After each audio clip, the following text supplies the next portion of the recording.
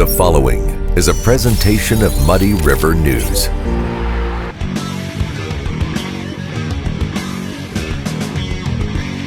A great night's sleep starts at Harvey's Furniture.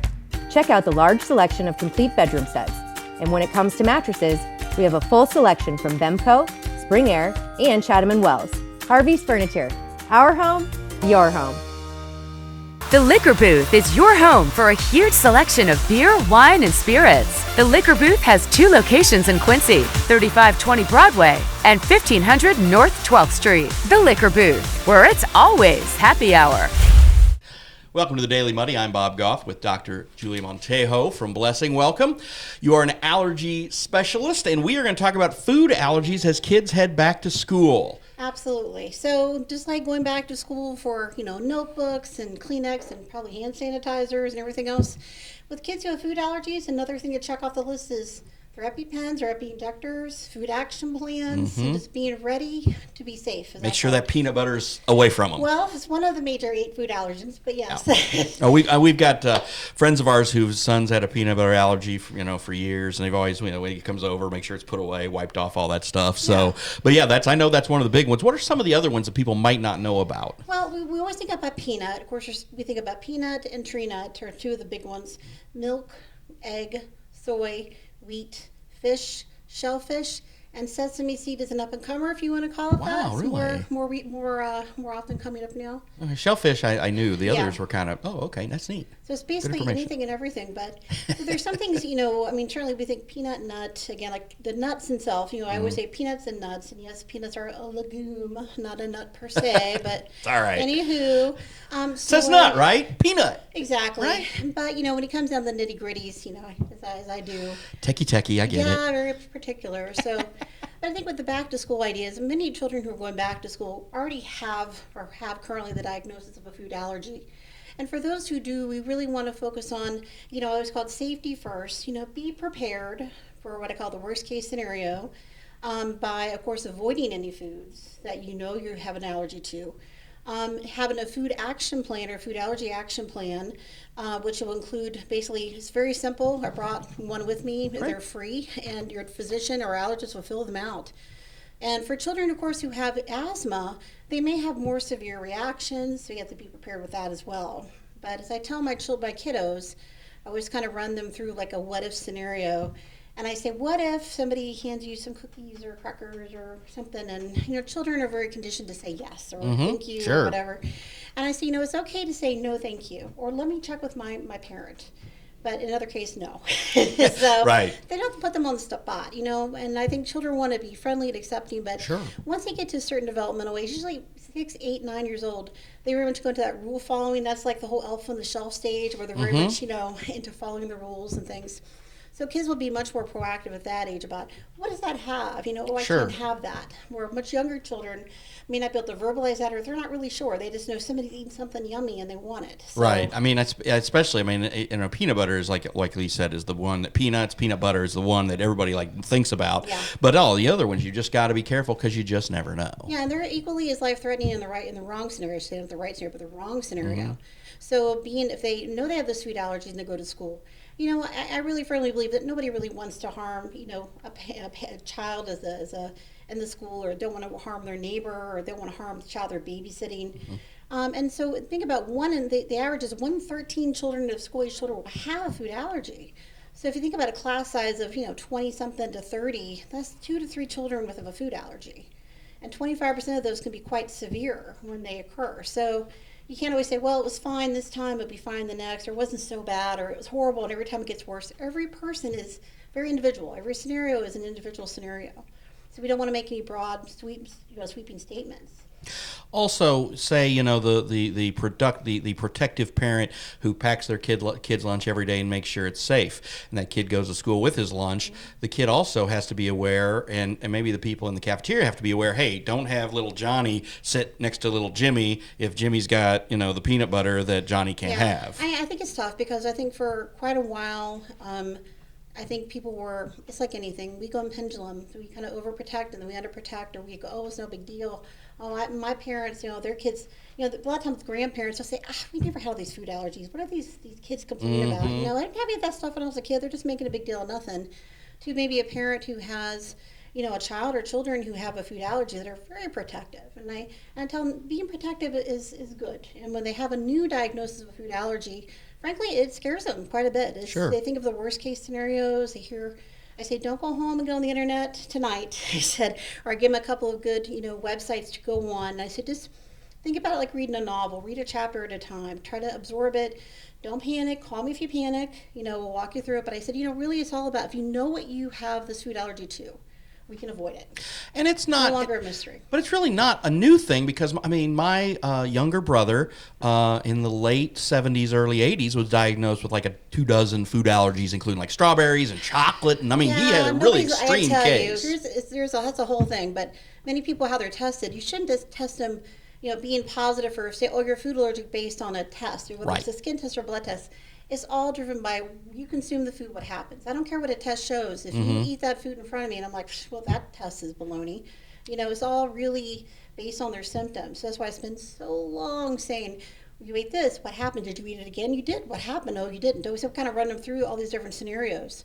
So, yeah, there have been food allergies around forever, but there really has been an uptick. And parts say, well, are we just being more helicoptery? Are we just overdiagnosing? No, there truly is an increase. So there's different theories called the hygiene hypothesis. We're too clean and we should be more dirty. And there is something to that in a more scientific version of that is that very early on our immune system is not exposed to things like bacteria and endotoxins and farm animals like many eons ago when everybody was on a farm. That our immune system may kind of change course and may kind of focus on other things. So like things that are food, which should not be a big deal. So yeah, food allergies definitely have ticked up. And it didn't help that, 10, 12, 15 years ago, they were saying, the American Academy of Pediatrics was saying, well, it's probably a good idea not to introduce these foods till they're, a couple years old maybe, I don't know. But there was no data behind that at all. Sure. So they finally did the studies that showed, look, we did something called the LEAP study, which showed basically introducing peanut much younger early on if you had no history of that food allergy, and some other criteria. Because they noticed in Israel, who's a very Western industrialized country, just like us, not so different. They did not have the rates of peanut allergy that America or Western Europe did at all. They had sesame allergy because they introduced peanut much younger in the diet. Wrapping up here. Yeah. So what happens when little Jimmy eats that peanut butter cookie?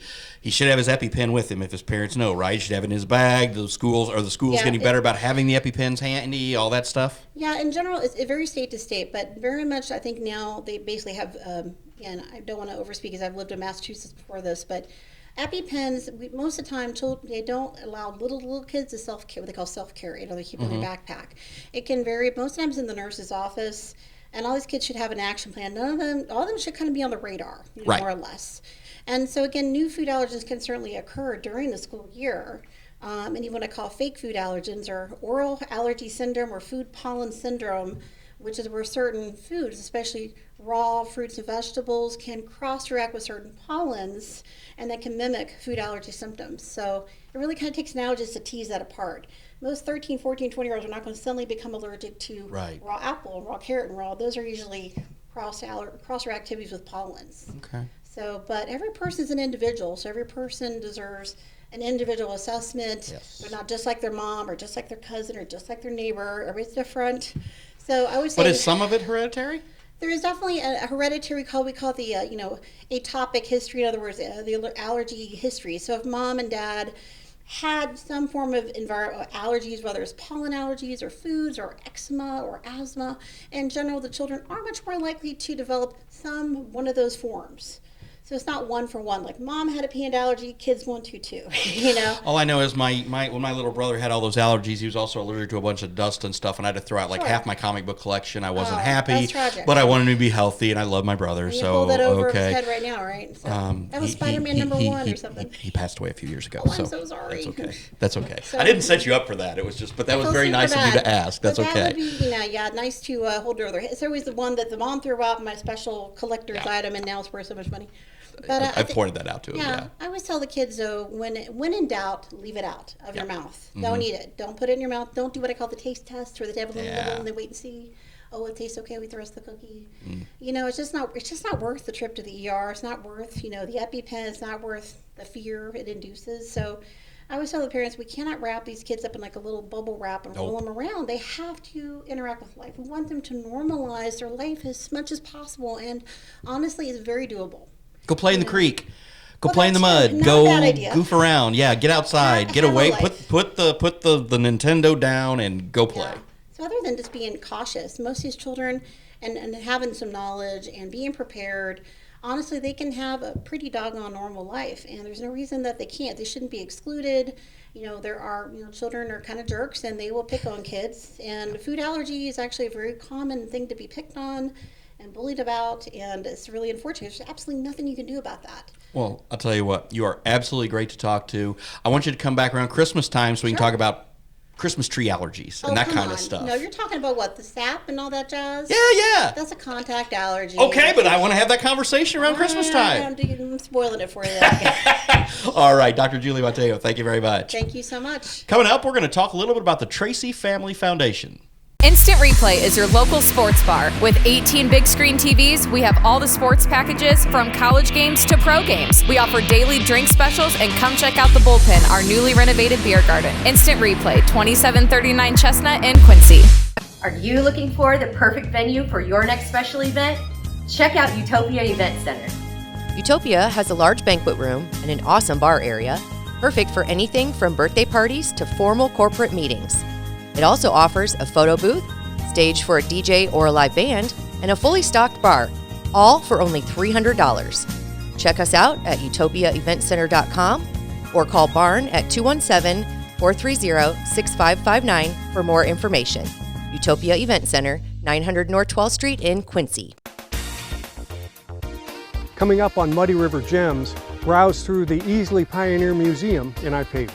Between Ipava and Bernadotte and Table Grove, there are hundreds, thousands of acres that were in the 40s devoted to training at Camp Ellis and a prisoner of war camp.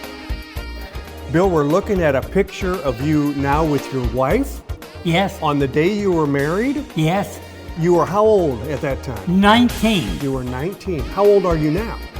I'll soon be 99. 99. How's your memory about Camp Ellis? Oh, I can remember everything.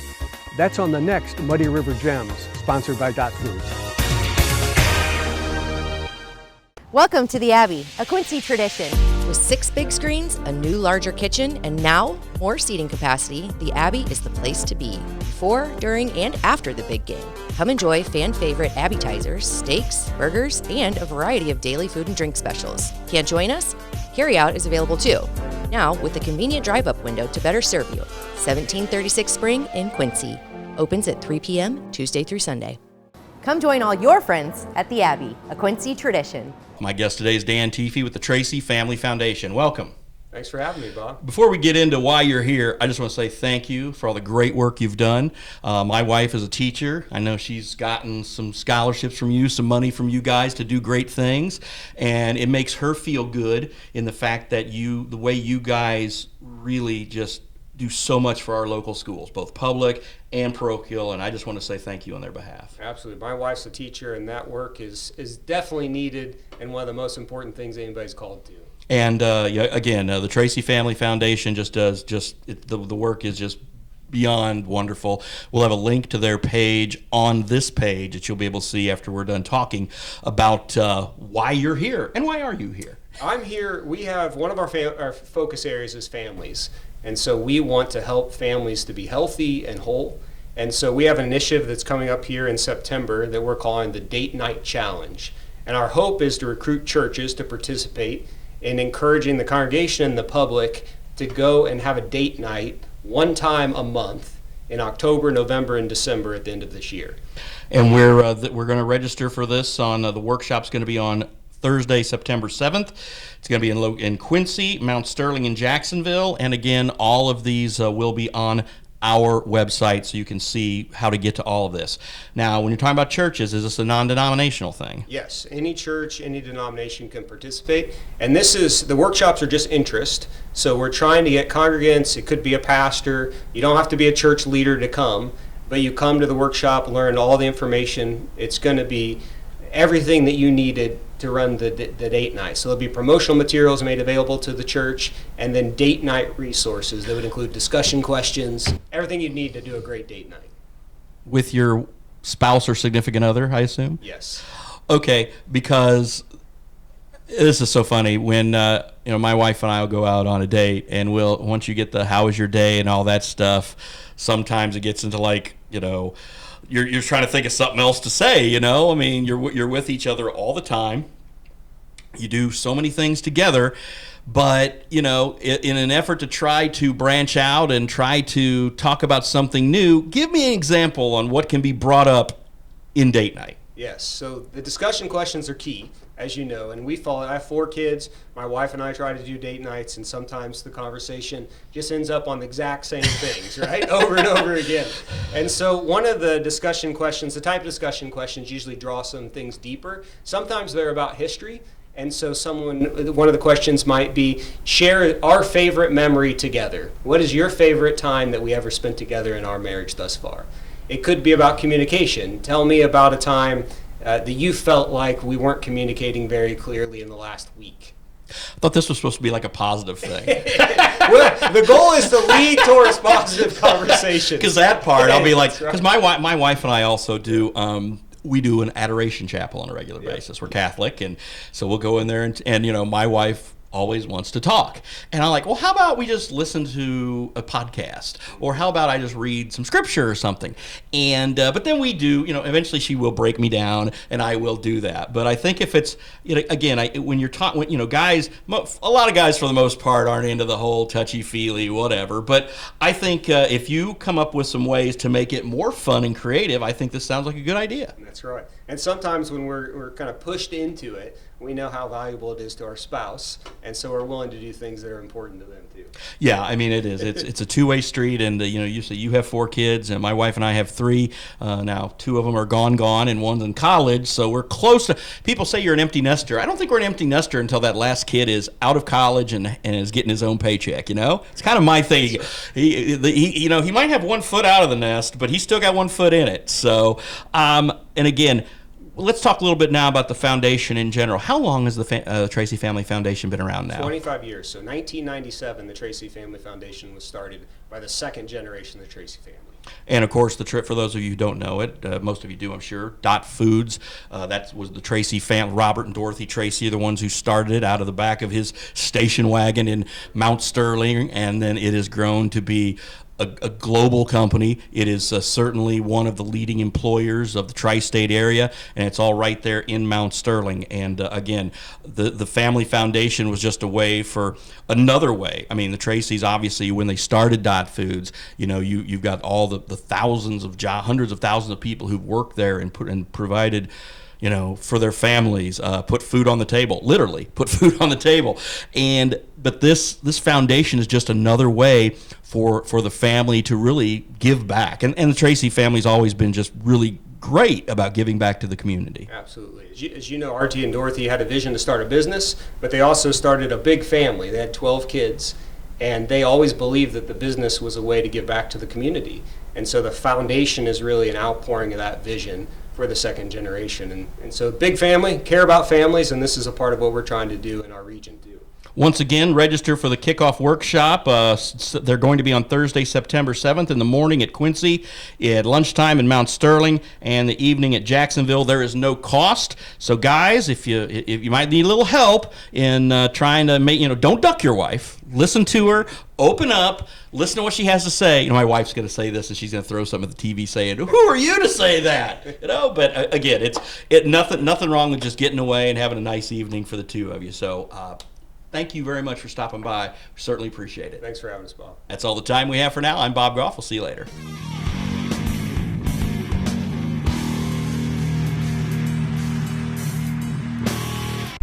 Muddy River News. Our home, our news.